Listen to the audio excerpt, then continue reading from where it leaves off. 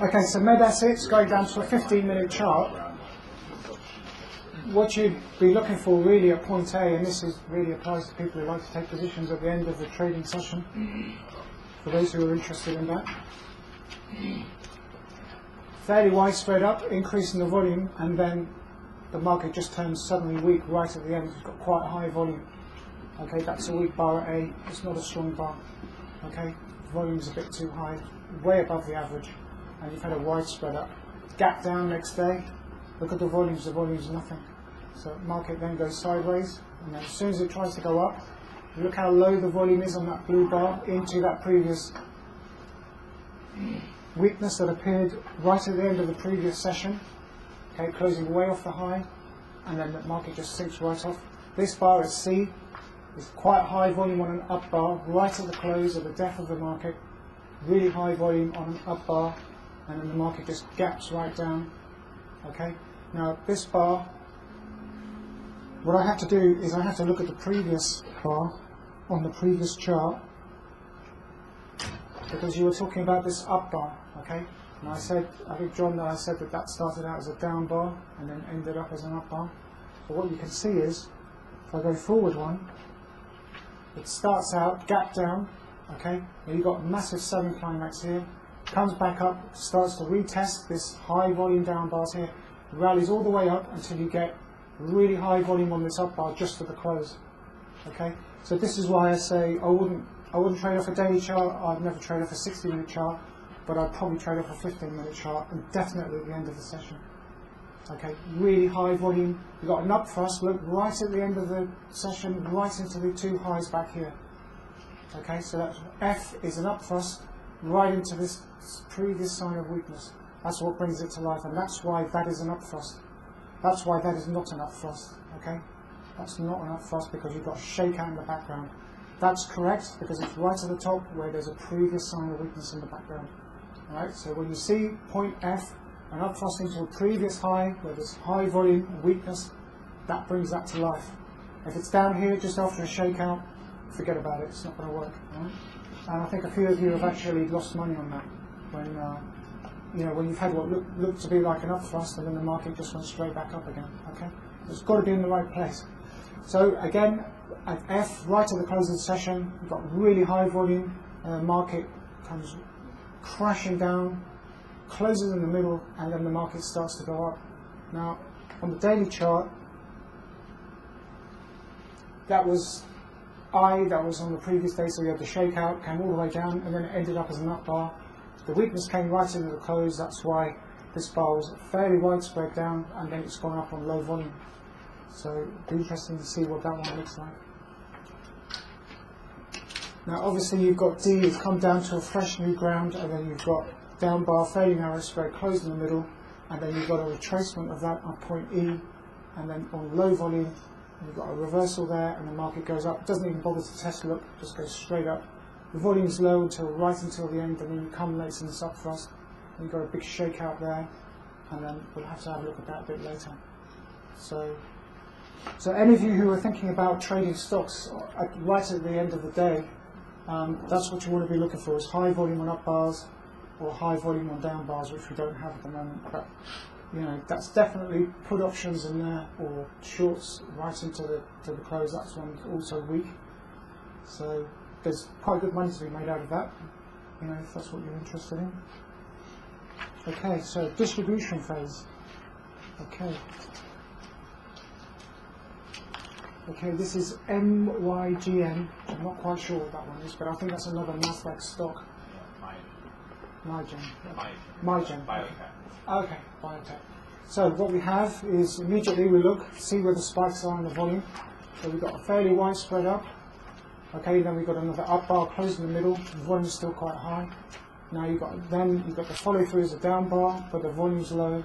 And that's then followed by another up bar with low volume, and then we've got a slight increase in the volume of those, only average. So that is an up thrust into that previous high back there. That's got quite significant volume on there. Okay, so then it then comes back up. Okay, the prices get knocked back down again. They're not interested in clearing that high. It then comes back down on low volume, but back here it just goes up and there's nothing significant there. Okay? But as you can see, as the market then starts to decline, it's made a lower high and it's gone up there on low volume. So it's gone up on low volume into this previous high area where there was previous high volume. So therefore the market doesn't have the power to go up and through that previous top, so that's weakness. Okay, so then you've got a fairly widespread down. At point A, you've taken out this previous low, and that was also one of the other signs of weakness that I talked about, where you've got a fairly widespread down and through a previous area of support, which that could be construed as. Okay, and then the result of that is a little bit of buying back there, but at B, it then starts to go up on low volume, and you can see how the close is quite close to the close of its previous bar, followed by a red bar, which is fairly widespread down. Okay, but that red bar there is not a hidden up thrust because it's in the wrong place. Okay, you've got potential strength in the background, potential support, although that doesn't amount to anything. Okay, and then obviously you've got a down bar, close in the middles, make a lower lows, lower highs, so that's obviously a weakness, and then you've got the gap down, and then a possible shakeout at point C where you've got, not quite sure where it opened, but you know, it's come down, it's closed on the high, and then the next bar is down, increasing the volume, although it's not as high as the previous bar, but it is above average. And then you've got a very narrow spread down bar, close in the middle, the volume's less than the previous two, and then it comes back down on low volume, right into the bottom tail of this widespread, well, it's a down bar, but you can see where the volume is very high there, and D is a retracement. In fact, it even makes a reversal there.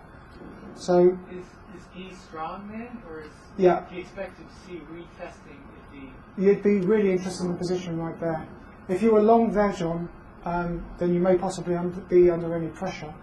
But I've actually seen this in the DAX where you'll actually get an up bar followed by a test, and then you get a fairly widespread down, back down into the base of that high volume up bar after it's tested, and then it will come back down on low volume, and then it will go straight back up again. So it's really, what they're trying to do is they know that there will be buyers on that, and they're just trying to put them under pressure, and then they've marked the market down to bring out sellers or short sellers or flush any more weak holders out of the market. They find out that it hasn't happened, so then they push it straight back up again with buying. So what they'll do is they'll short sell into bar D, push the price down, find out if there's any other sellers that are willing to join them. When they find out that it isn't, it's probably absorbed straight away. The next bar is up because then they reverse their positions. It's tested at point E. So this stock, I would say, is probably quite bullish, and that's on a daily basis. But we did have a gap down, probably on some sort of bad news. Earnings, was it? Oh, no, it was a drug of theirs was not approved, I think. Okay. But very interesting enough now that there's been a shakeout of that stock based on that news, gap down, and then the stock has been reaccumulated. It actually looks bullish to me. In fact, is that a Nasdaq stock? So that's now going to be one that's going to outperform the Nasdaq. What do you have to see on that for you to start saying, I'm getting ready to take a position? E.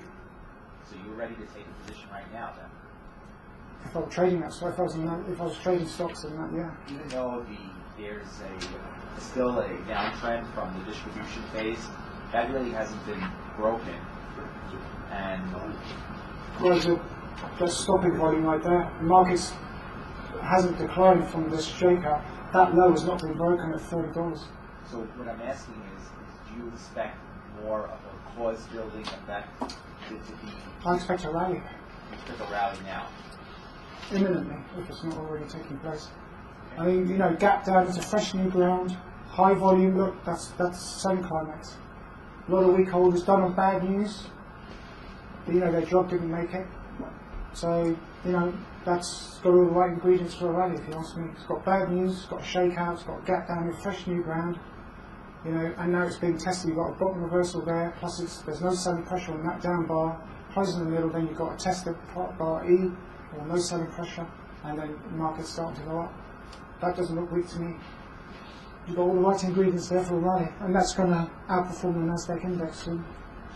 Could a company ever do anything like, because obviously the company has more than one thing going on, say two drugs that were in the process, and one had less chance and might not make it, have that come up first, because they knew that would drive the price down, and then have the one that's They might be, the directors might be short selling that stock or even selling out their long Yeah, I holders. was wondering if the corporation might be. That's insider trading, though, which is technically illegal, but I'm sure it does. Well, even if you don't do it in cooperation with the syndicate, I mean, you own stock yourself and say, well, I've got my choice here. I'll put this thing out first. But you're an insider. And then. Yeah, but you're an insider, and that's the problem. There's nothing to stop you selling the stock. Right. But I think you've got to keep it to yourself. You know, don't tell anybody what you actually got. I think if you go back to,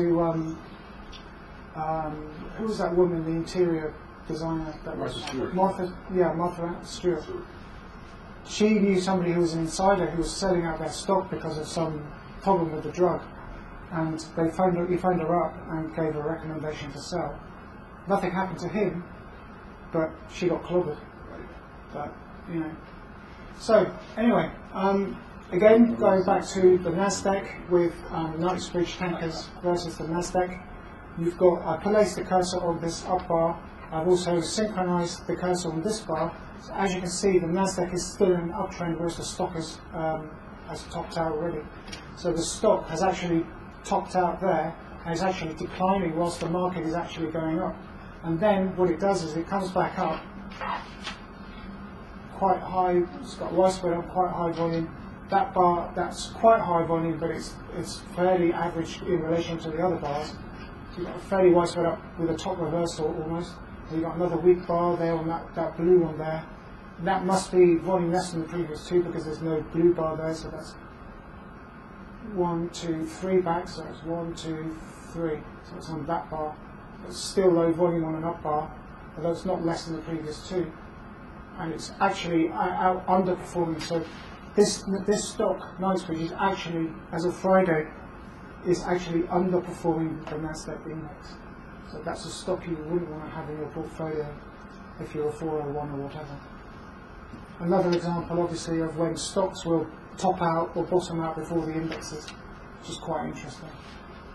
That's another way to save yourself from getting burnt. Question. Yeah. If that were a 15-minute bar at the end of the day, would that be an option where you would maybe go long for the opening of the next day? On that one? Yes. No. Widespread down, increasing the volume. And if that was the end of the day, a 15-minute bar, you would. I think we might look at the 15-minute chart, next chart or so. The next one may be a daily, the next one might be an hourly. But we will see it at some point. That's the weekly. So in the longer term chart, you've got a big shakeout at point A, which goes back to March, and then you've got a retracement at point B, which is on lower volume than this sort of widespread down, and then at C, it's also tested again.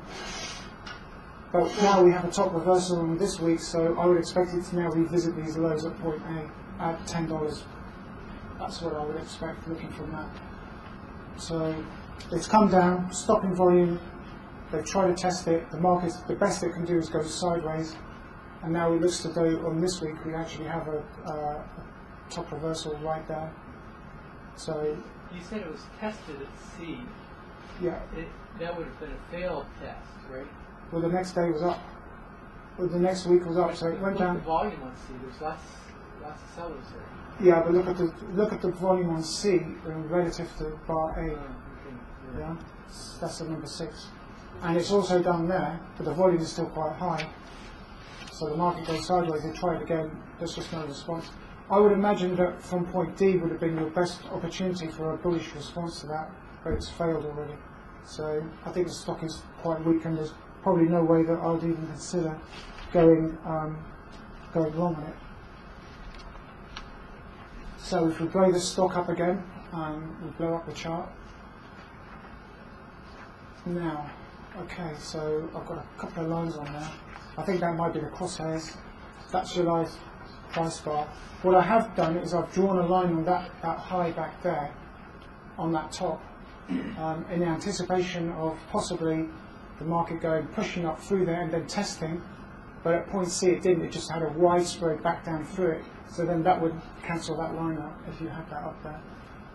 What you'd expect is low volume down bars if that was genuinely strong. As you can see, it's a fairly widespread up. The volume is a little bit high, but it's just above the average. There are higher volume bars in the background, but what you wouldn't be expecting is that point C is a widespread down. Okay. That's why you want to wait for that. That's why you've got to wait for it, yeah. And then if it positively responds to that, instead of being a widespread down off the top of that high, then you'd be looking for an entry to go long. But obviously it doesn't show you that. So it looks to me like a fairly widespread down. It's looking weak. You've got now a top reversal in the background. D is now a weak bar. We're fairly widespread up at B, and then it's tested. That's fairly bullish. That's why you get the next leg up, but then the market peters out just over this top. That could be a run up and going for stop losses, or even try to bring in uninformed traders into the market. Okay. That blue widespread up bar is not necessarily weakness, but what turns it on its head is the fairly widespread down closing on the low. So if that bar would have been genuine strength, the market would have carried on up, and it would have tested and carried on up at some point. But it didn't, because the response to that widespread up was down. The market must have been weaker. But at point D, you've got to be pretty sharp, because that's your entry point for put options or short selling or selling stock futures or whatever. Very interesting. It makes that high or quite high volume, and then at A, you've got an upthrust there. As it tries to go up, the volume's not high, it's still below average. It is actually closing on the low, but it's trying to penetrate that, but there's too much resistance on there. And then I think you've got no demand to follow it. So you've actually got a no demand bar there. So you've got an up bar, no demand, and the volume is less than the previous two. So that high is definitely not going to get taken out. But there's no selling climax back here. Yeah. Does it take double A's? I don't know. If it does, I have some double A's. That's something weird, okay. Are they rechargeables? Only if you have an LR44, which it sounds to me like a camera battery. Does it? Assuming all sort of that. Okay, so I've got to use my fingers now. You may have a camera battery. The laser dot. Can you? On one of them, on a London symposium or something. Right. Okay.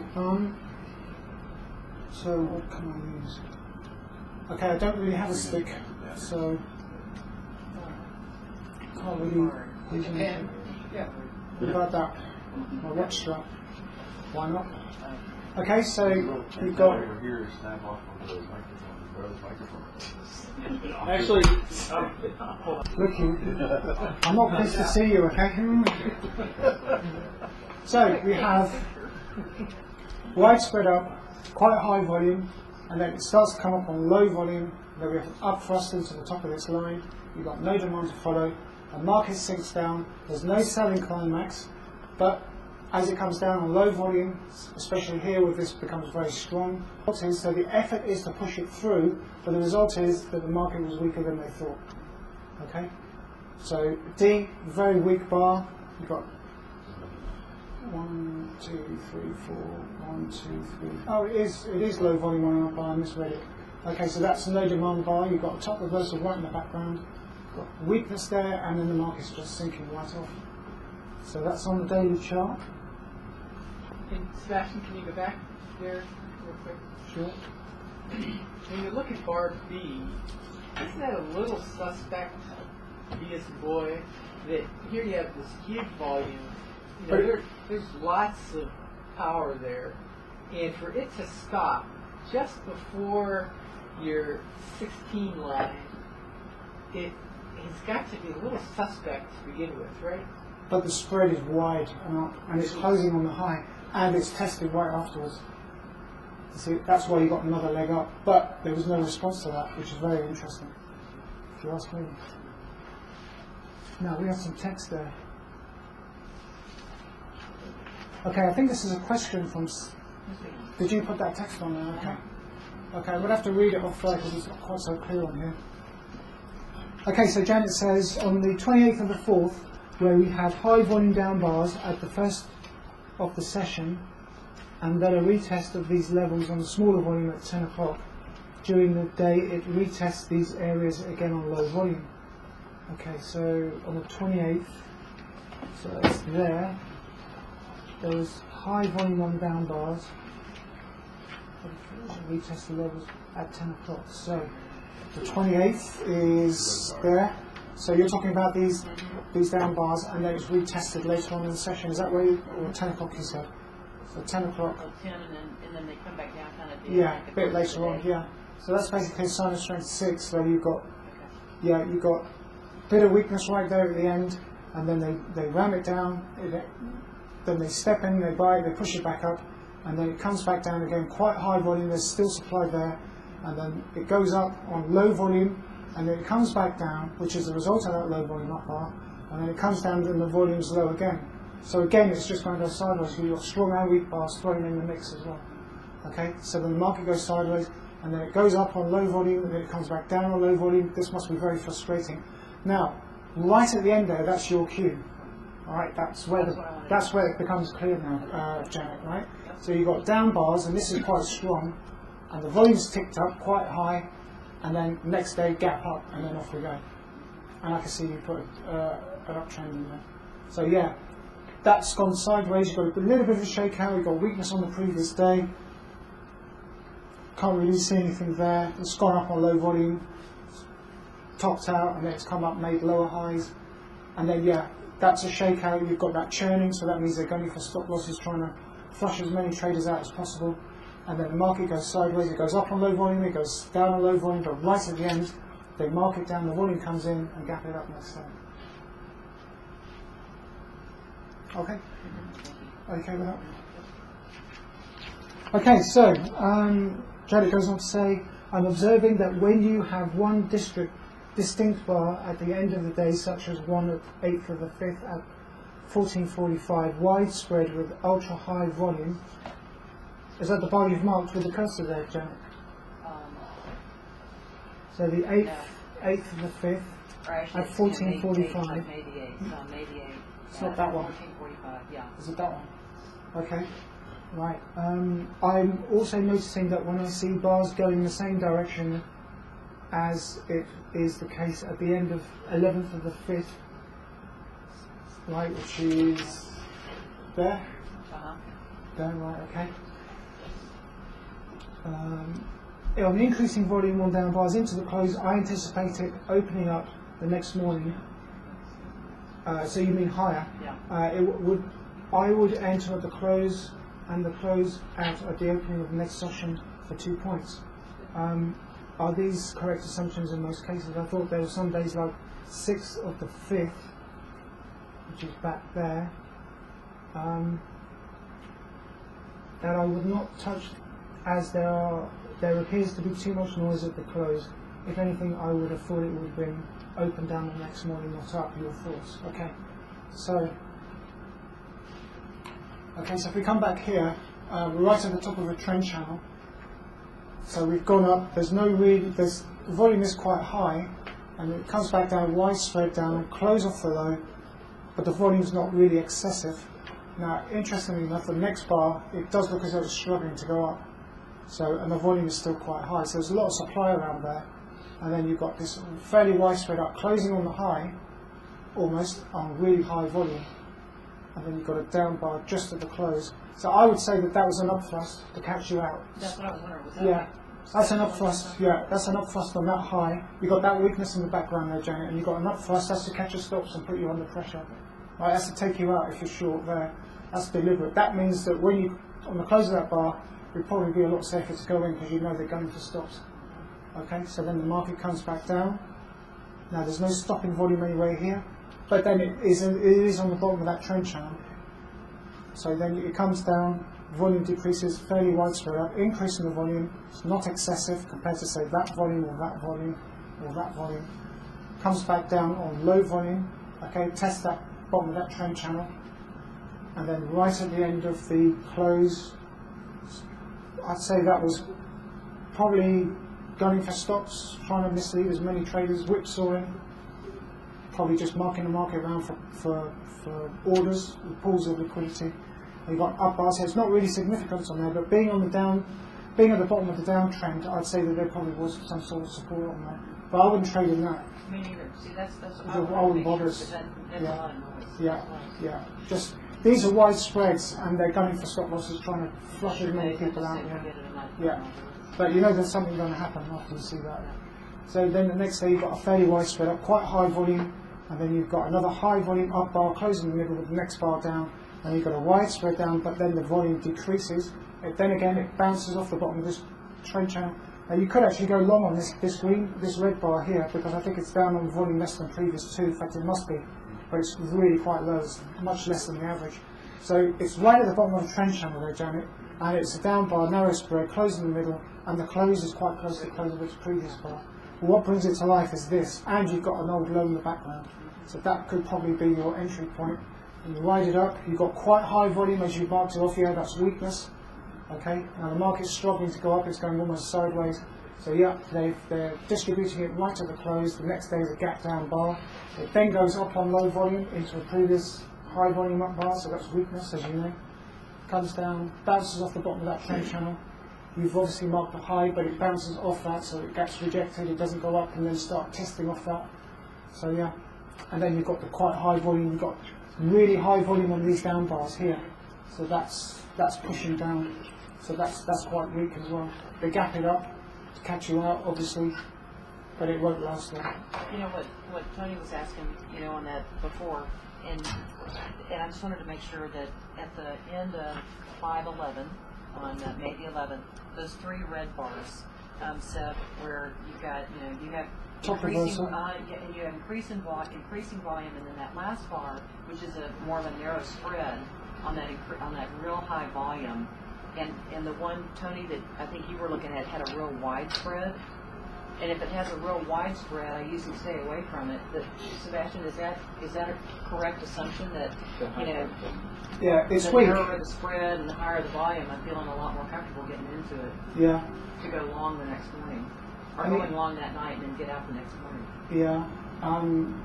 That is weakness, no question. And as you can see, as it gaps up the next day, that's really just to put you under pressure. Obviously, if you were short on that, you might be under some pressure, but it does retrace back down there. But at the end of that day, if I went long, right there, yeah, you've got a double top in the background. Not sure I really want to go long on that. I mean, what's that, an hour? She's talking about the 15 minutes. overnight. the overnight deal. Yeah, the overnight. You could go long. I mean, fairly widespread down, close on the low, quite high volume. I would like to have seen it like that bar if I was going to go long. Okay. I would say that was weakness there. It did gap up and then come back off again, so that confirms that it was actually weak, which obviously you wouldn't know the night before. Okay, so Bank of America daily. So is this one of your charts again? No, it's somebody else's I chart. think it was Tom's. Oh right, he's gone now, isn't he? Okay. 14th of May. So this is probably Friday or thereabouts. Looks like a daily chart. So again, it's got two lows. I think he's taken that low and that low. I think he should have either taken that low and that low and that high, or possibly added that low and that high. So that trend is, you can't really, you've got to take the first two lows. You can't really start missing or skipping bars like that. It's not right. So you've got to take that one with that one, and then you can add that one, and then that one. So that trend channel wouldn't actually exist in reality. So shaking out, and you've got just retested down there on low volume. The market then starts to trend up. You've got a gap up. So right at the end of the day, you've got this 15 daily chart. So you've got a gap down there. The volume's not significant. It's quite interesting. Then it comes back down on low volume. So there's no sudden pressure there, which explains why it gets marked back up. Okay, so you've got a fairly wide spread up. The next day is up. So that's not really weakness in its own right, because why would the next day be up? Okay, so you've got a fairly wide spread up, quite high volume, closing on the high, and then the next day is up, small reduction in the volume. Then it starts to go up, gets knocked back down again, and then this one here, this blue one, that's a weak bar, that's a low volume up bar, and then they push it up, mark it down, and then that's not enough thrust, because it'd be wide spread up, closing on the low. The range of the spread is far too narrow for that. But again, it's going up on low volume. It's come back down again. So it's now coming down on low volume on that one, but slight increase in the volume now. I think it will probably just continue down. Bank of America. So yeah. Can I ask you a question? I've seen this quite a few times. On the 24th, right after that. That one. Yeah, if you could move up a bit, is the high volume up bar. No, to the left more. That one. Yeah, if you go up to the price chart now. To the price, yeah. There. So you have a high volume up bar. Yeah. And then you go sideways, and then and then right there is a very low volume test. And then the next bar, I've seen this happen so many times. The next bar is an increase in volume down, though the overall volume is less than that blue bar to the left of it. Yeah, you're talking about that one. Yeah, so the overall volume is less, but it's an increase in volume going down into that testing area. Yeah. I must have, I see this all the time. How do you interpret that? What's the next bar do? The next bar is up. So what does that tell you? It tells you there was buying. The question I have is, where do you take your position? Where would be a safe place to take a position? Eliminating all those trend lines, Okay, so you've got a low volume down bar there.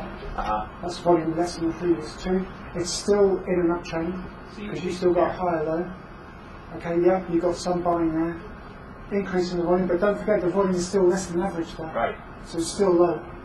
Okay, yeah, you've got some sort of a Wyckoff spring there, but there's no real low that you would, unless you look at that low, but that's not really.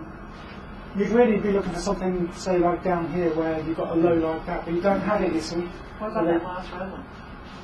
The red one. That one there? Yeah. No, it's usually comes off one of these. Okay. You usually find it on the low with quite a wide tail. Okay. But you don't really get that there.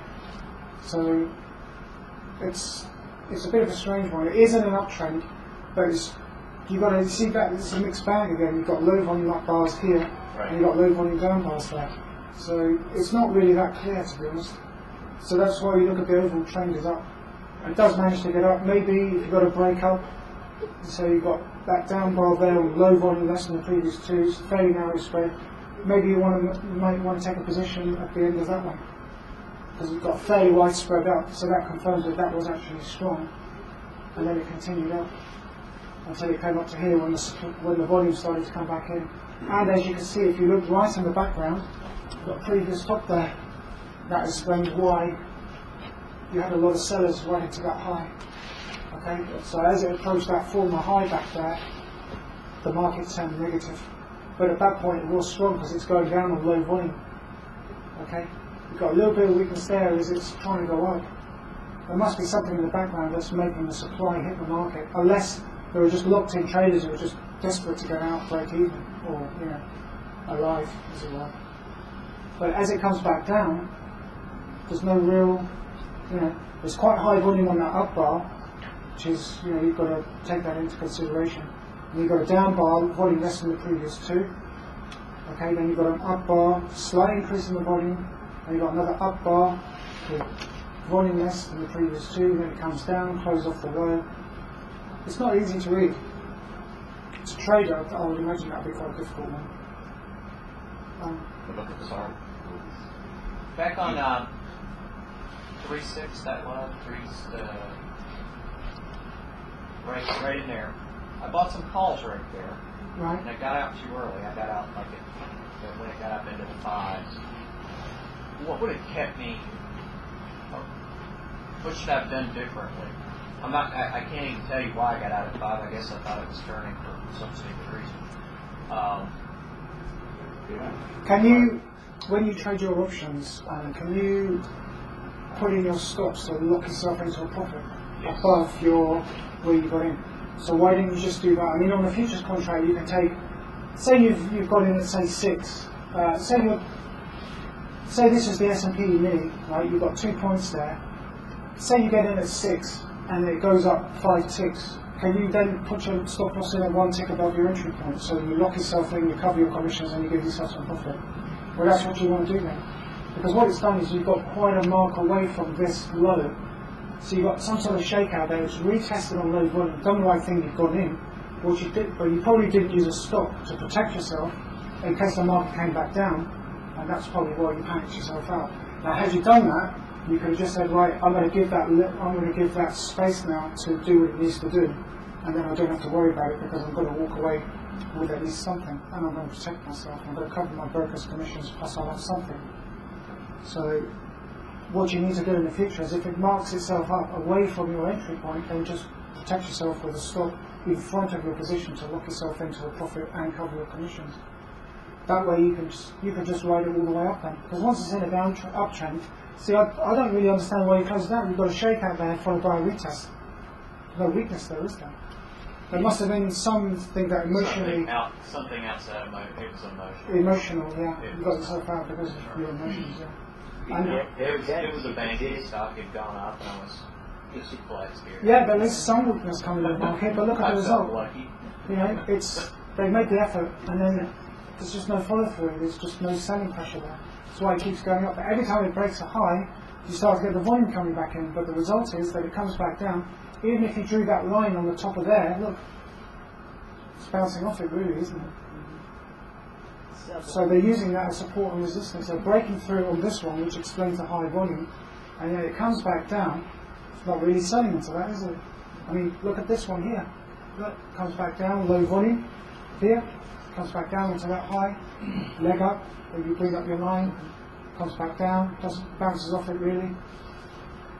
That one, it gets broken. So They did on that area, 323 area. They did the exact same thing as my previous question before. You had two down bars, and then you had a low volume down bar, and then an increase in volume that gapped it down to test that area, and the next bar is up. And they did the exact same thing a few weeks later. I mean, it's the same exact maneuver. yeah. Bring it down, they gap it down on higher volume, and the next bar is up, and then it takes off from there. So now that you've seen it and you recognise it, you can now take advantage of it. If it happens again. Well, I'm sure it will happen again. You know? This market does repeat itself, not exactly the same, but the principles appear on a regular basis. One more question on this. At 317, I think. 17th of the 3rd, March. Yeah. Yeah. There's actually in the VSA indicator, There, no, it's pointing out the next bar. that one. Yeah, that's Okay. correct. And I'm just picturing myself, had I been in this trade, don't know the right side of it, and I've seen these two bars that are closing way on the bottom, you know, and then we're getting into an old top. But then I see this bar here, where the volume is less than previous two. It's an up bar though. That one has bounced off that high. If you draw your line there, John, that's bounced right off it. And so the fact that it's an up bar, that wouldn't be a concern for you? No, because look, it's got a bottom tail, and it's below the previous bar. Tom would say that's a test, especially if it's on low volume. See, it starts off as a down bar, ends up as an up bar, and Tom is quite happy that that's a test. That's one of the 9 wipe-off tests, but I'm a bit more strict than that, personally speaking. But you know what you do when you're at home, that's your business. But Tom would say, yeah, that's a test, and that's why he's marked that on there. But you've got strength in the background, Right. and that's really that's where is it? Yeah, you've got a little bit of volume coming in on the other side as it tries to clear this hurdle. You know, you draw your line, and then it gets tested. There's just support on that, and there's probably support on that as it's a bit higher up. Tom's trending system would have kept me in that trade a lot longer. Just allowing one down bar. Yeah. Yeah. But what I tend to do is I just lock myself into a 1 tick profit, and then I just let it run. You know, and then as long as it's going up, you don't really have anything to worry about. So Bank of America daily. Now he's obviously put these lines in there for some reason. Not quite sure why. And they're not here, so So that makes sense. So it looks like maybe those are Fibonacci. yeah, that's okay, that's a retracement, isn't it? So it's come back to a 50% retracement. Okay, so he probably wants to know what it's going to do off this 50% retracement. So it's gapped up. You can see quite high volume. That's quite a bit of weakness. The market's come back down. It's then gone up on quite you've got to look at the blue bars because they're the up bars. But there's weakness now in the background. Don't forget this is not an up thrust because there's nothing in the background, okay? So it comes back up and comes back on low volume. I think one or two of these bars have got quite high volume on it, so that's quite weakness. Right at the end of the session again, this is an hourly chart, right at the end of the session you've got high volume and an up bar, gap down, the market then trends down to this 50% retracement. So I suppose the question you wanted to ask was, how is it going to react? So it does appear that it's bounced off that. You've got fairly widespread down, close in the middle, increase in the volume over average. The next bar is up is always a positive sign. And then you've got a down bar, looks like a test, and you've got another down bar by the look of it, although it's got a top tail, increase in the volume, and obviously we've run out there. So I think that would probably go up from that, probably bounce off that and go a bit higher. But how much higher, I don't know. But just what you're looking for is low volume on these up bars here in a downtrend. See how it's all red, all those diamonds are red, and then all these blue bars are the ones that you really want to short on. So the longest they're going up on low volume, I think that one is, and then there's a bit more supply on that right before the end of the session. And then you've got this weak bar just at the end, and then it sails on down. That was the open. The next to the last bar is weak, but then it doesn't go down, right? I think there's a... That one? Like, no, the red one right there. This one? That's a weak bar with the strong volume. Well, you see, the problem is that it's a down bar, and it's got quite high volume. So And then the next bar... you can't really see it because it hasn't really done anything. So the market was still open, I think, when we took that screenshot.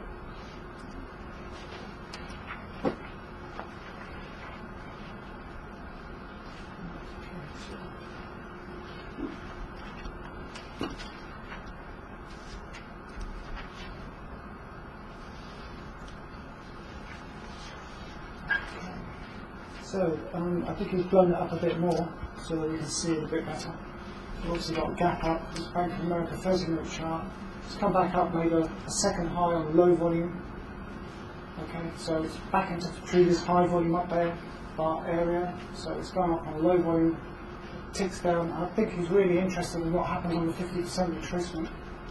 So you've obviously got the open of this down bar or down day is closed in the middle, fairly widespread down, and you've got another down bar, quite high volume with the next bar up, so that must have contained more buying.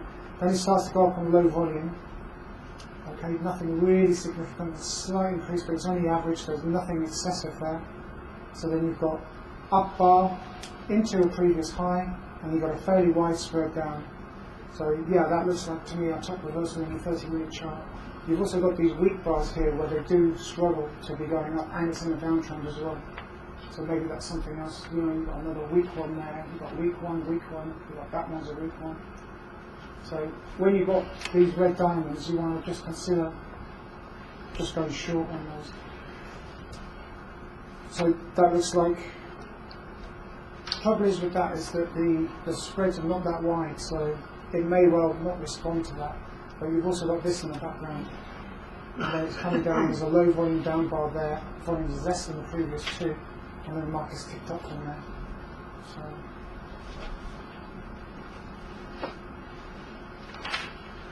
okay, another Bank of America chart. Okay, this is a 15-minute chart, so interestingly enough we have a slightly different picture here. Again, we have a downtrend, it's only 15-minute. The market's quite high volume on this up bar just before the close of the session.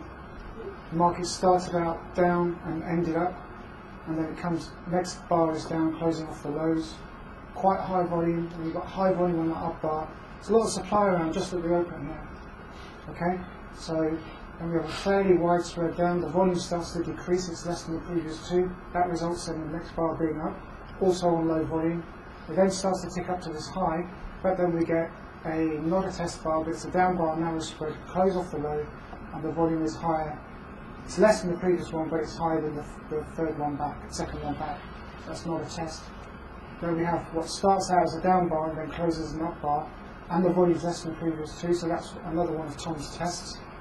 Okay, now that allows the market to come up, take out that high, but what's the volume like? The volume's quite low. Okay, so it doesn't appear to me that it's got really the strength here to stay above that. So obviously it comes up, another up bar, low volume, close near the low, narrow spread. That's not a no demand bar. Sorry, Tom would call that a no demand bar, but I would just say that that's a low volume up bar, that's just a weak bar, no response. Should be widen up and then start testing, which it doesn't. So there's been no response from that, from this effort to come up here. And it comes back down, a little bit of buying on that one, and then there's no selling pressure, less than the previous two on this down bar. And you've got a slight increase in the volume over the previous bar, but it is still very low compared to the average. It's closing in the middle with the next bar up, increasing the volume on this up bar, and then it starts to go up on low volume. So this market's just going to go sideways from this. Is just, just going up and down and up and down. It's trying to take out the highs. As it comes back up, you've got selling pressure into that old previous high, so knocking it off the highs, and you've got a fairly wide spread down, increasing the volume, and then look, you've got a quite high volume on this up bar for this 15-minute. That's really quite significant, so I would have expected the market to continue down on that 15-minute chart. I have pulled a line from over here, just mentally from over here at 513, and just pulled a straight line across. From there? No, down. Yeah. That one, yeah, just pull it straight across. Yeah. If you had put a line Right there, Yeah, right there. that would have been rejected. That would have been your... Well, I mean, I was using that for the next day, over there where it came up to the top. Okay. Yeah. Tom actually had this horizontal line put in so that he could see that if a market dipped down into a previous high volume down bar, it'd be easier for you to see. Well, easier for him to see.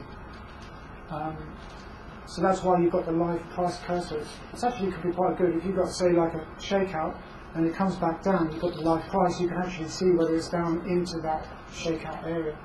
And then you can see when it's going to test and then go up, if it's going to do that.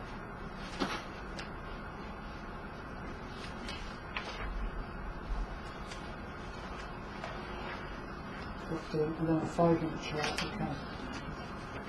So we're getting quite close to the market here. Again, on the open, we've got a fairly wide spread down, quite high volume. Close on the high. The next bar it goes up. Then supply is swamping demand. You can see the volume's quite high. And then you've got another up bar. The volume's less than the previous two, so there's no interest in the upside. Fairly wide spread down, increase in the volume. And then we come back down into new low ground. Now there's no stopping volume here. Okay, so there's no shakeout, no stopping volume. It's come back down into this bottom tail of this up bar here. So it comes up, nothing really significant on the volume. Makes a bottom reversal look, and then it starts to test here, got low volume on this down bar. So at this point here, it's actually quite strong. And as you can see, the diamonds start to go from white to green. So that's actually a fairly strong point, but a fairly good shakeout in the background. It's come back down, made a retracement, you've got a bottom reversal, then it's tested. That's your entry point if you're interested in it. You can take it up to the top here. Tries to clear that top. Nothing really significant there. Comes back down. He's obviously drawn his line. Now, very significantly, you've got another up bar into this previous top, and then it comes down, it makes another test, it's down bar. The volume's quite high, it's above the average. And then you've got another level bar, and you can see that black bar there. And then it tries to go up, it closes below the high of this bar back here, and next bar is down, so that's probably there's too much selling, too many sellers at this high, at 11.5, and then that pushes the market back down. Now, very interestingly, as the market then comes back down, the increase in the volume, that knocks the market sideways. Okay, so it's broken through this uptrend. So it's come back down, it's broken through the uptrend, and the volume has increased. So it may well come back up into this, take out any stops which are below this line, then come back up and then maybe continue upwards. This quite high volume just below this line is what I would attribute to taking out stops of long holders. Another little trick to part you from your hard-earned cash. Right, I think we're in your neck of the woods again. Okay, so. Oh, we rarely have those. Finally, we see one that's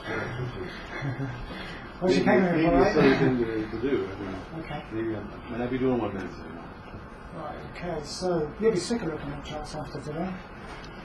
No, not at this age. I just understand. Well, you're going to have... Yeah, these are more conceptual than bar by bar type questions. Right. I've never seen any art where it's basically sideways, jump to a pivot, sideways, jump to a pivot, sideways, jump to a pivot. And that's the only time there are major volume events. And this is a 1 minute chart, and these huge things happen with 1 minute. It's not like an hour chart. It goes so fast that even in 1 minute you can't catch it. Can you actually trade off these 1 minute charts? You're smiling. Sometimes. Sometimes. What drives me there is that, as I was saying yesterday, is that quite often when major trends happen, you can't get into them unless you go way down to a 1 or 2 minute chart. Right. And there you'll see a little test at the beginning of a move or a little no demand, and it won't be anything until it's over. Right. And there's enough overlap that if you try to get in during, Right. you'll typically get knocked out. And the size of the point on DAX is pretty large, so I know that. I can't afford more than Sure. a few points of Sure. stop. Sure. Okay. Obviously here you have to assume that you have a distribution phase 6 in the morning, which would be what, 12? Yeah, that would be Eastern, is it? So it'll be about 11 a.m. or something like that. Yeah. Markdown, increase in the volume, below a previous area of support, which is weakness. It then starts to rest and goes up on quite low volume here. Starts to go up, makes another top. Can't really read anything from the volume now. You've got a nice little blue bar there, which is quite weak. So what you have is lower highs, followed by an up bar and a fairly narrow spread. And unfortunately, I can't really see what the volume is on that, but it must be very low, back here someplace. And then the market then takes out this low, which shows its weakness. Okay, and then obviously it comes back down when the volume starts to come in, knocks the market up. You can have accumulation and distribution phases quite close to each other, I reckon, on this one. Fairly widespread down, volume increases, next bar up, that's probably a good sign, but then it goes sideways, comes back down, slight increase in the volume, just ticks back up on low volume into this area. So you've got a retracement back up into this high, after you've got this weakness back here, a little bit of stopping volume on that. But look how it's making lower highs. Okay, so lower highs, lower highs, lower highs, and then it comes back up, and then it ran back down again, takes out this old low. Okay, so that'll take out a load of stops, margin calls, whatever they want to do. And then it comes back down on low volume into this low back here. And then you're looking for these red bars to get in on possibly. Down bars, close in the middle with a fairly narrow spread, something like that. But as it's made a new low, it's now into new low ground, you're going to have to assume its weakness. Obviously, as it tries to push back up, you've got a bit of selling there, it caps it, knocks it sideways. And then it tries, can't get over that high, so But you'd be very, you have to be pretty razor sharp to trade off for some of those. That would have been a good one there. I can see. The fact that it picks those levels to corkscrew around, is that simply because it's self-fulfilling prophecy that everybody knows what pivot levels are and so they use them? Ah, you got them there, right? Okay. Yeah. So it breaks support 1. That comes up as resistance. So there'll be short sellers on that. I didn't actually see those initially. So yeah, you can see how it bounces off. I mean, you couldn't really use the lines on the highs and lows up here because that wouldn't really work. You could possibly use it on that one, that high for that down bar there, but there's not really too much in there that you could probably use. Probably you could put your line under there and look for that rejection there, take a few points out of it. But yeah, so it's pushed down through this support and it's used it as resistance. That's support resistance trading basically. Right. Support 2, so yeah, obviously must be a down day. Quite interesting enough, they bashed right through it and it's come back up. It's meandering around there, but it's making lower highs, you see, so that's very significant. And then they push it back down to support 3, closing off the low, and then it comes back down on low volume and then it starts to tick up again. Bit of a challenging day's trading, I would say. I'm tired just looking at it again. Okay, so this is the 1 minute chart. You've bunched up the bars quite a bit, so it's a bit difficult to actually read that because the bars are fairly small. But Yeah. I can give you a general over picture, but I couldn't really say too much because obviously it's it's just too narrow. I can't actually make head or tail of that. Yeah, I think this maybe the same things different. More far. It's the whole day rather than. Okay. So it's going to be. Right. So obviously it's broken the pivot number, it's bounced off it, and then it's used it as resistance here. Nothing really significant on the volumes. You go push down through on an increase in the volume, and then it uses it as resistance and then pushes it through again. Do you actually trade off these support resistance channels? Well, I have never before, but when I started seeing it being used this repeatedly, I thought maybe it's an advantage. Right. Well, nothing to stop you looking at it. Yeah. And if you see merit in it, then you know. Yeah. I've never seen any other market use with that religiously. Right. That's what I'm saying. Yeah.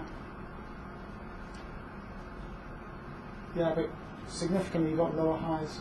So when that gets dropped, that's probably going to be resistance. So yeah, there's obviously a lot. There's so many traders out there who can't read the volume, but they'll just buy and sell blindly on these support and resistance lines. That's why it's so popular. Right. Sideways on the boom.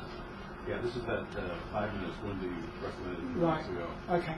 And other than saying maybe this is like a whole day's worth of simulation. Yeah. It's dropped down. Got quite increases in the volume there. You've got more increase in the volume there. And it's dropped back down, retested there. What I usually find is you'll get like a buying or selling climax, usually within about 1 bar on the 5 or 8 or 10 minute chart, and then it'll just reverse for the whole day.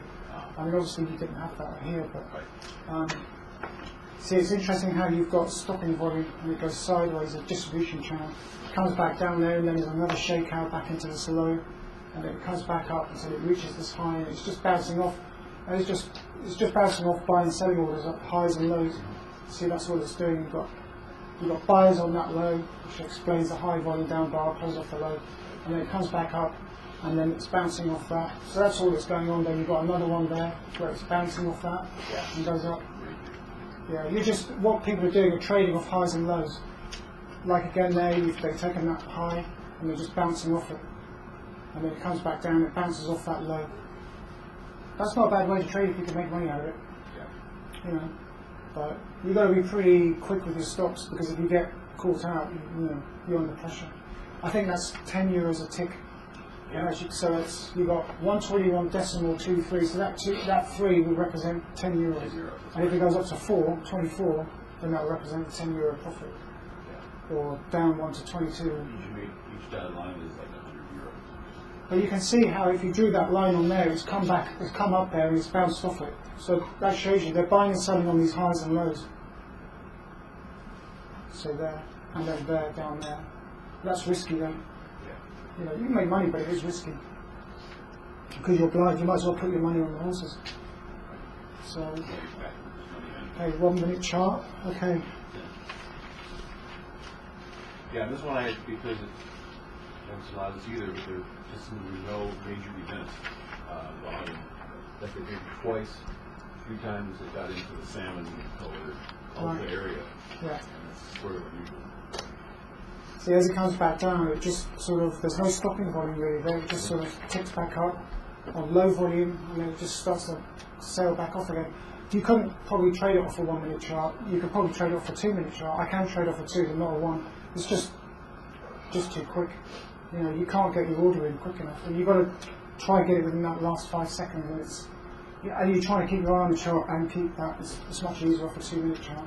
Obviously you've got low volume up bars on this downtrend here, makes a new low, which is quite significant, and then you've got a bit of stopping volume, probably stops being taken out. It goes up, look at the response, there's practically no response from that. Comes up, there's big high volume on there, goes sideways, it comes back down to retest this low back here, a little bit of buying there, and then the volume drops off, comes back up. You're just buying on highs and lows or selling on highs and lows. That's really all I can see there, Rick. Yeah. So, that's, but you're just taking like 2 points, something like that. But that's not really what you call wipe-off, is it? No. That's a different discipline. profit by money management if you do it at all. That's what put a lot of trading in do. Sure. Take a lot of trades so that there's activity. And Okay. if you're it's going against them. Right. How long have we got? Who's going off? Who's gone? 1 minute? 2-minute break. Did it? Well, it won't flash. It won't flash? Okay. In other words, Cap on some of these stocks. Thanks up. So this is the API stock, and as you can see right at the end of the day, you've got quite high volume on this up bar with a fairly narrow spread. So I would expect the market in the stock to be open down tomorrow. It's quite a bit of weakness in the background. There you've got up bars closing off the high. You've also got supply swamping demand. You've then got quite a low volume up bar there, volume less than the previous two. It then tries to go up on low volume, and then right at the end, looks like it's been artificially supported, and then you've got quite a bit of selling right at the end there. If we go back to a daily chart, again, it's probably going to open lower, but it may well come back down to this level here, and then may well go up. Can you see that right? Okay. So I would not be surprised if we see down bars or low volume closing in the middle over the next few days of this coming week. So if we look at Goldman Sachs, that was another stock. That's now looking weak on the daily chart. Okay, so I would expect that one to come off as well. Let's see what the specialist's been up to. Okay. Okay, whilst I'm waiting for that, I think we just arrived there. So again, we've got down bar, quite high volume.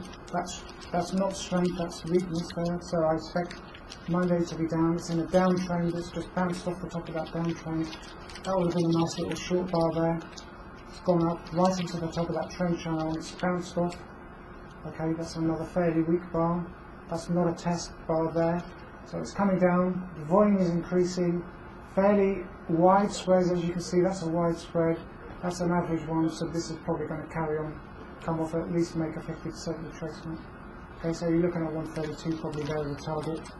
The MA daily, that looks like it's testing, so that actually does look like a test there. So that's MasterCard, isn't it, MA? Right, okay, so MasterCard is looking a little bit strong at the moment. It's quite handy when you can actually see the close. Okay, so we've got a topping out there. That looks like quite a weak bar. Got a fairly wide spread down. When it comes back up, it starts to test. Then it comes up into the previous. Okay. Okay, so it comes back up into this top back here. So we've got this high, and it comes back up. It gets rejected. Now that does look a bit like a wipeout spring, but to me that's in the wrong position. So then the market started to go up, and that's a weak bar as far as I'm concerned. Started to go up and then ends up as a down bar. Okay, so you've got that top of the background, it can't get through that. It's probably going to come back down to this level here, the 170.48. Okay, then there's the MDAS. Okay, looks like a little bit of weakness right there at the end, but it may not be anything significant. Slight down bar. Okay, you've got this widespread down, closing in the middle, and the market comes down. That's a fairly strong bar. You've got no selling pressure on these. You've got no selling pressure on that bar. It's looking quite strong. You've got a push up. Couldn't quite make it over that high of the closing bar the previous day. Comes back up. It does get rejected, but I think it will actually move up. Okay, let's see if we can. Can't actually. It's going to struggle to get past those. You've got an up thrust right down the background. It's going to take a lot of buying pressure to put that back up there. It's going to have to come back down and test and then regroup and then try push up through it. You might see that with a wide spread. Okay, so I don't really see any initial weakness here at the moment. Okay, my gen, that's looking 1 hour chart. That looks quite weak right at the end there. Quite a lot of supply. Just drill it down to a 5-minute chart. Whilst we're waiting for that, we can look at pot. Pot now is still in an uptrend, but it does now appear that a weak bar has appeared. But obviously, it's too early to actually say it's going to definitely do one thing or another. So, don't have a chart for that. So it's spider on the daily chart, and now it looks as though it's going to continue to come down, probably break that low back there. Okay, fairly widespread down, round about the average volume. You had low volume on an up bar on the previous day, and then you've got a down bar, so that's probably going to continue to come off, so the market is actually looking quite weak. Now, interestingly enough, on the 30-year treasuries, you've got a down bar, close in the middle, and the volume's less than the previous two.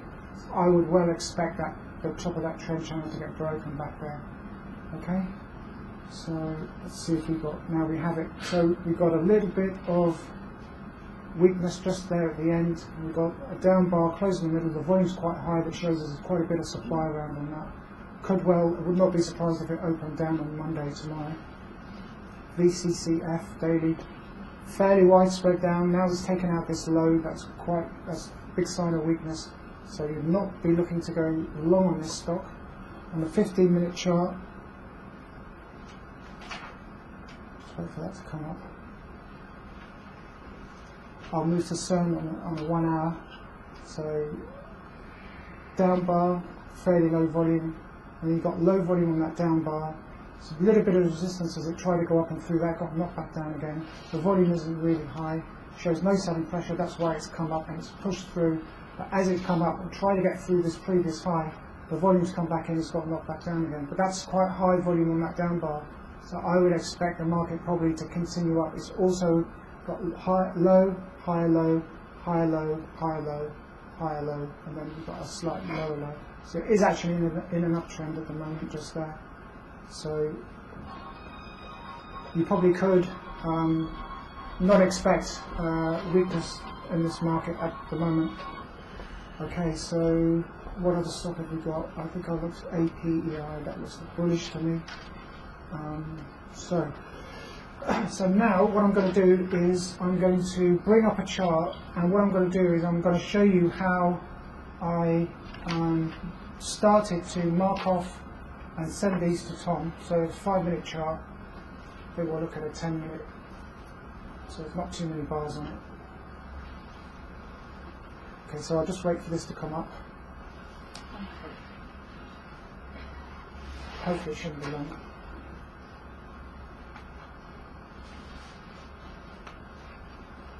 Right, here we go. So what I used to do was, let's just see. So we'll just bring that down to where that bar starts. So 50 bars, okay. So what I'd then do is I would take a screenshot, I would bring up my program, PageShot Pro, and then what I would do is I would print that to the imaging program, and then I'd blow it up. Now, so what I'd do is I'd have Tom's book quite handy. So here I would say, right, okay, so what I'm going to do is mark this up bar here. So there's two choices you can do. You can either mark it as a 1 or an A or something like that. But what I used to do was I would say this is up bar, and that equals supply, swamping, demand. Okay, and then I'll put that there. Okay, and then I might possibly put an arrow there, and then I would say then that there is no selling pressure here.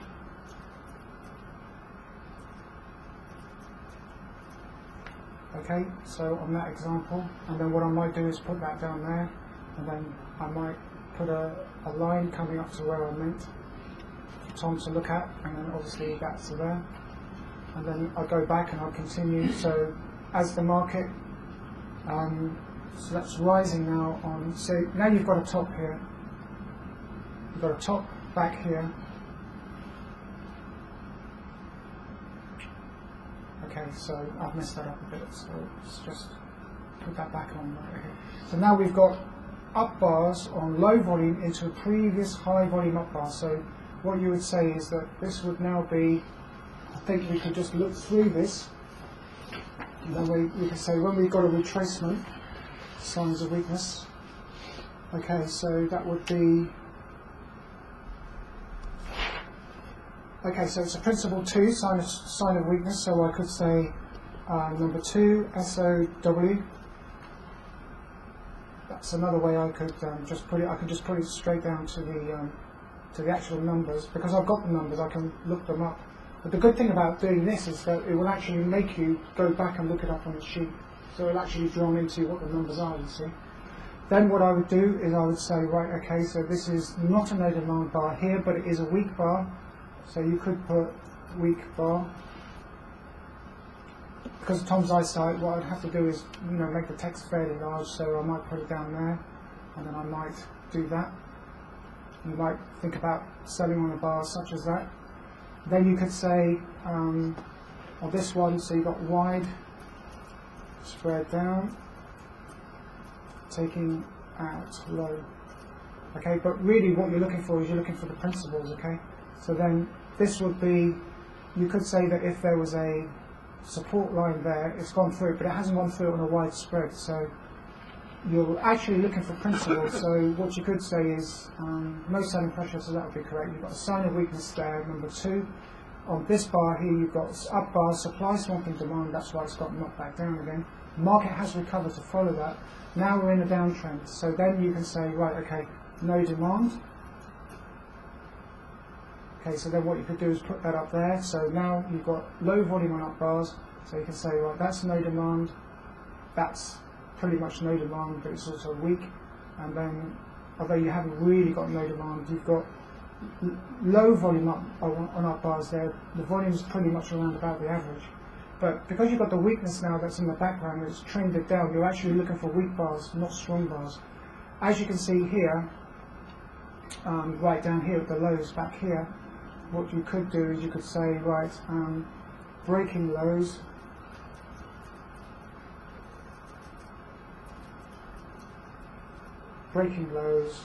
with increase in volume, bullish potentially. Okay, so you can put that there. And then what you could say then is you put that there, and then you could just draw your line into it, such as that, and you can go back to the text. So now what you're doing is you're looking for the result of that. So now you're in an uptrend, but you don't actually see testing, which is really what you'd be looking for.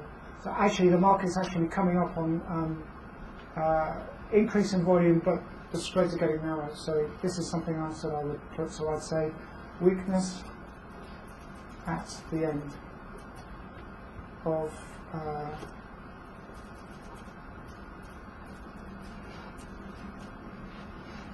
weakness at the end of the trading session, and then you could do something like that, and then you could just mark that off there.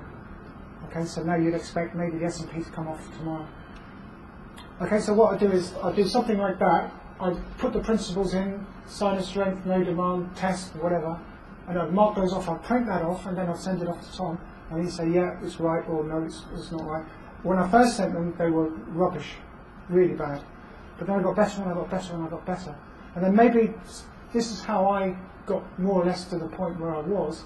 So maybe, you can either save these to your computer, or you can print them off, keep them in a file, and then every month you can go back over them and you say, well, did I make a mistake there? Did I make a mistake there? Because the more you study, the better you'll get, and then the better you'll get at it. And then you can go over your previous charts, and I can actually see where I previously made mistakes. But I've ironed all that stuff out now, and I no longer make the mistakes as I used to. But so that's how I did it. And it was just constantly. And if I wasn't sure about something, I'd go back to Tom's book and I'd look it up. But really, I mean, most of you should have these principles now. You should be looking for these on your chart, marking them off, printing them off, or saving them to a folder in your computer. And that's how you're going to do it. You just one of your 12-year-old marked up on your computer now? You go that far? No, I don't. I deleted them all. And I think Tom's thrown them all away. I think he was giving them out to people. So when it got better and better and better, then he was able to say, look what Sebastian's done. But this is how I made the breakthrough. Because what it did was it forced me to look it up and research it. And then I wanted to get better and better. That's how I did it. So it's up to you. If you feel that you can do that, and then go over it once a month and you say, oh yeah, and then you might see something that you didn't see previous. But it will, it will come to you. But you've just got to keep at it, nailing it, hammering it, and it will come. If I can do it, you can do it. When I got this program 12 years ago, back in 96 or 7, I couldn't make head or tail of that chart. You know, I couldn't make head or tail of it, didn't understand it at all, didn't know what a test was, didn't know what low demand was. Sat there looking at the book, scratching my head thinking, well, what the hell's that mean? You know, but slowly with persistence and determination, I managed to break through, and then I managed to get better and better, I hope. So that's how I did it. Perhaps that's what you might want to consider. Is there any chance that anybody would like me to look at? The last maybe 5. What program is this you got? What's that? This is PaintShop Pro. You can get free imaging programs, but all you want is one where you can put lines on it and you can put text on it. You can probably get free ones off the internet from download.com. Microsoft Paint will actually work. I do that. I have the software, free software I got. I take a screenshot of my trade and I annotate what my thinking is in using Microsoft Paint. Hey, Seb. Want some charts to pull up, or? Seb. Yeah. Can you pull up AZO? AZO? FCX. Hang on. And XOM. And study the daily and weekly and 130-minute bars. Okay, give me those symbols again. AZO for AutoZone. Yeah. FCX for Freeport in the morning. Okay. And XOM. XOM. Mobile. And both the daily and weekly. Daily and weekly. And 130-minute bars.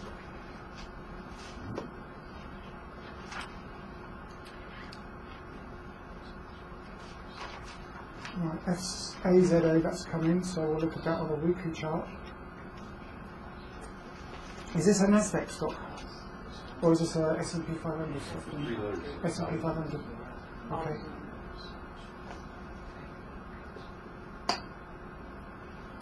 Right, let's see if we can just make these happen.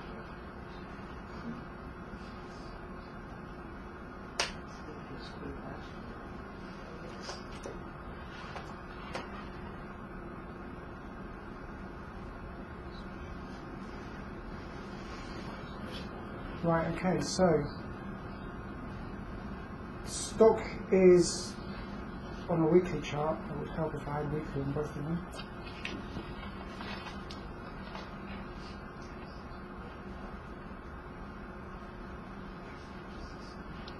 It does look as though on the stock we've had quite a widespread down, quite a high volume. Next bar fairly widespread up, and that low it seems to have bounced off it to the upside, so it was looking quite bullish off that high back there. And then we've got low volume on this. No, we haven't. We've got an average, just above average volume. It goes up and it starts to go sideways. So I'd say that's possibly under distribution there. Hopefully we'll have the S&P 500 index. I think what I'll do is I'll make another chart of it. Right, we've got it. Okay, so get rid of that. Okay, so it does appear that the stock has outperformed the index, although it does actually appear that it's actually making a top reversal on the indice, which is probably weakness now. But it does appear that on the weekly, the stock has actually outperformed the index by quite a margin. So we'll drill it down to a daily chart. So we've got index is obviously looking weak. We've got that bar. Yes, Thursday I think it was. So hopefully the data won't take too long to come in. Right, okay, so it does look as though that the stock now has declined. If I look at that update and then we look at the index is actually falling, but it does appear that the stock may have bottomed out just as the index is turning, so it could well start to outperform the index on this one. So I think we'll drill that one down to 60 minute, and then we'll drill this one down to a 60 minute.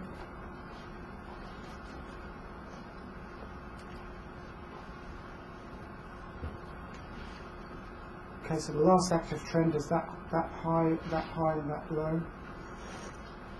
It looks as though it's got quite a weak bar just there, right just below that the low of that trend channel.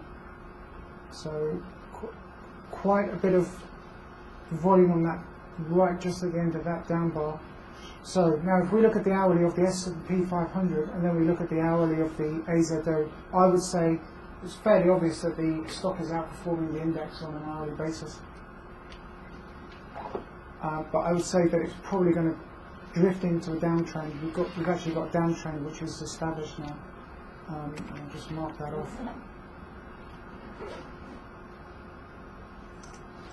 Okay. Just in case I have to look at this in the future. So yeah, on the hourly chart, the stock is outperforming the index. As you can see, the index is falling. We've got buying just at the end of this session here. We've got quite a bit of volume on this down bar, and then the next day is a wide spread up. So there was quite a lot of buying just right at the end of the close on the 13th of May. We've also got the same day, we've got a wide spread up. It's coming down now on low volume. That's a fairly strong bar. So it doesn't appear to be selling. A little bit of weakness right at the end there. It may drop down on Monday, but it'll be very interesting to see if it actually rejects the top of this trend channel. Can't quite tell right at the moment, but I'd say there's possibly a bit of weakness right there, right at the end. But it could just mean for a lower open. It may not necessarily continue down. But I think the stock is definitely outperforming the index at the moment. So what else do we have? We have, can we look at FCX? So let's have a look at FCX. Okay, FCX. Okay, so FCX. Okay, again, that looks as though it's trading in harmony with the index. So the index is falling, and the stock is falling in harmony with that index. This is an S&P 500 stock, isn't it? It's not a Nasdaq. Okay, so yeah, this stock is basically, if you look at that up thrust there, and then you look at that one there, they're pretty much the same.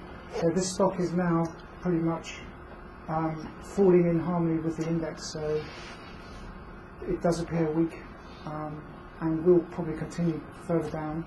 I'll just bring back to the daily chart. Obviously the index is falling. You've got weakness on the previous day, which was Thursday, and then Friday was fairly widespread down, closing at the lows of the previous Wednesday and Thursday session. So hopefully this won't take too long to come in.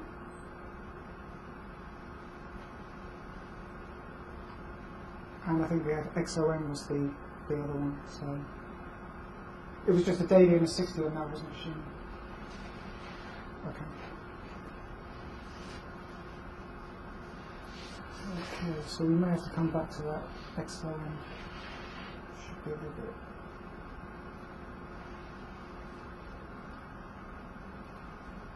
Right, okay, so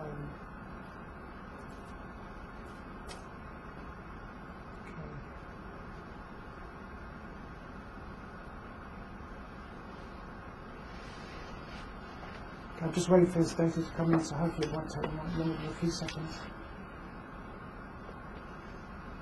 That's the great thing about when I do the charts in advance and I put them in the PowerPoint. I don't have to worry about them taking time to load up. I know that they're there, we can get on with it. Right, here we go. So, daily chart. Looks as though we've got some sort of shakeout here. Is this another 500 S&P 500 stock? Excellent. Okay, it's not a down stock. It is a down stock. Right, okay.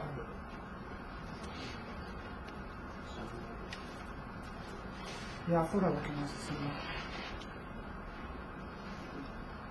Okay, hopefully this will load pretty quick. It does look as though we've got a fairly wide downward. There must be some sort of news, maybe earnings report or something attached to that.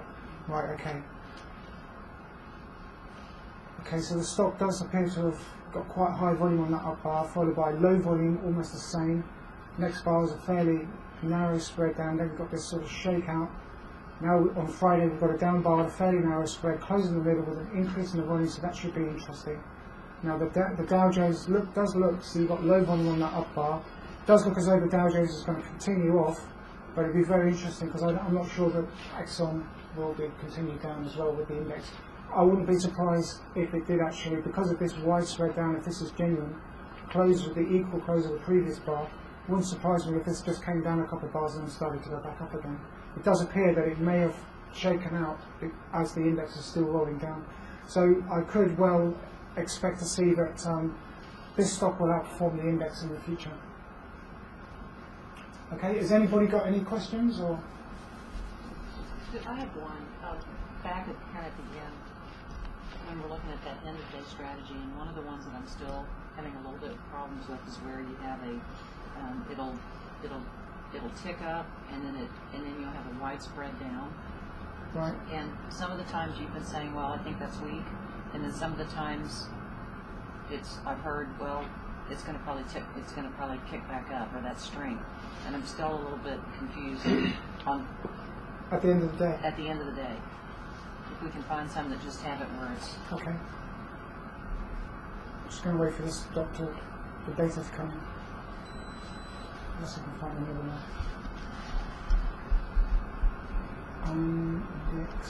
Let's see.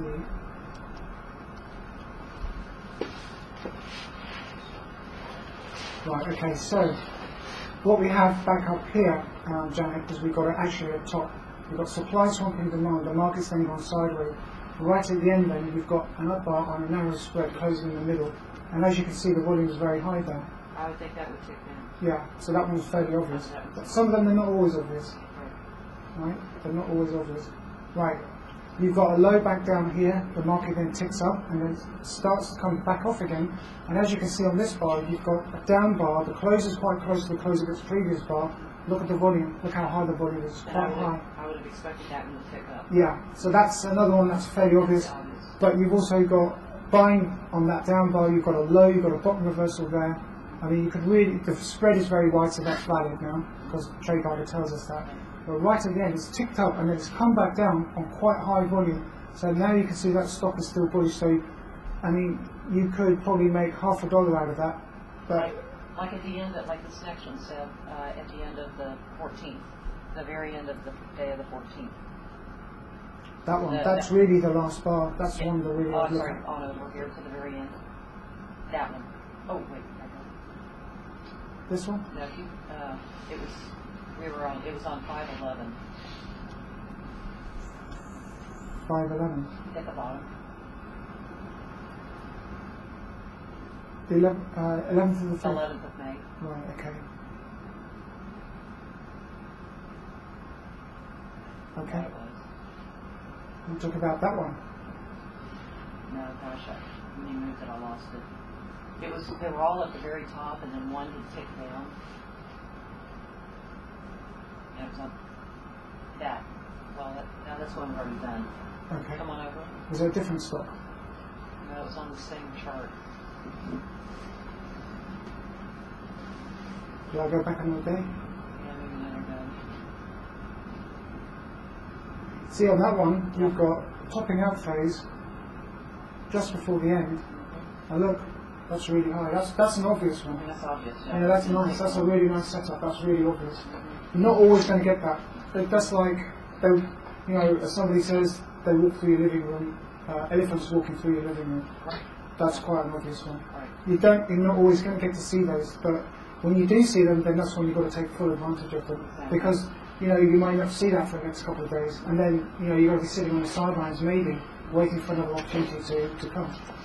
So when you see these, Janet, you've really got to, you've got to really take them. So very interesting how the weakness appeared right at the end of the previous day, and then the market came down, and then the strength reappeared right at the end of that day, and then the next day was up. But will you keep going to the right a little bit on this day? This is the one that we're on now. There? Keep on going to the right. Okay. There? I'm sorry, to the, Go back a day? no, the other way.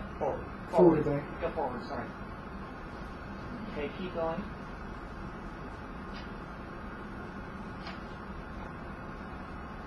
Are you referring to a different stock, or are you thinking about a different No, I stock? thought we were on this one, but that's okay.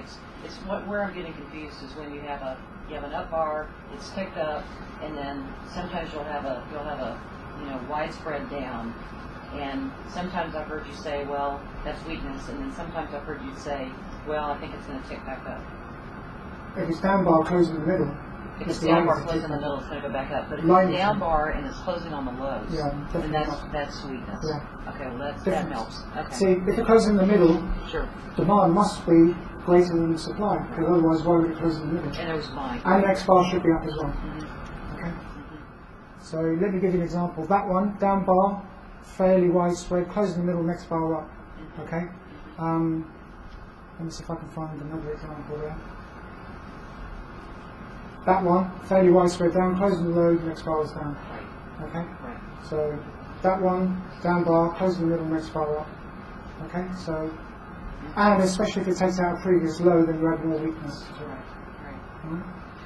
So Because the down bar closes on a low, it's basically just a continuation. it's weak. So But even on our end of day setups, we're still looking at our background. sure, all the time, Right. all the time. So it's Calculating on the bars. yeah, it's 7 minutes past 5 now. So I think we can call it a day safely. So thank you for coming. I hope you've enjoyed yourself. Tomorrow,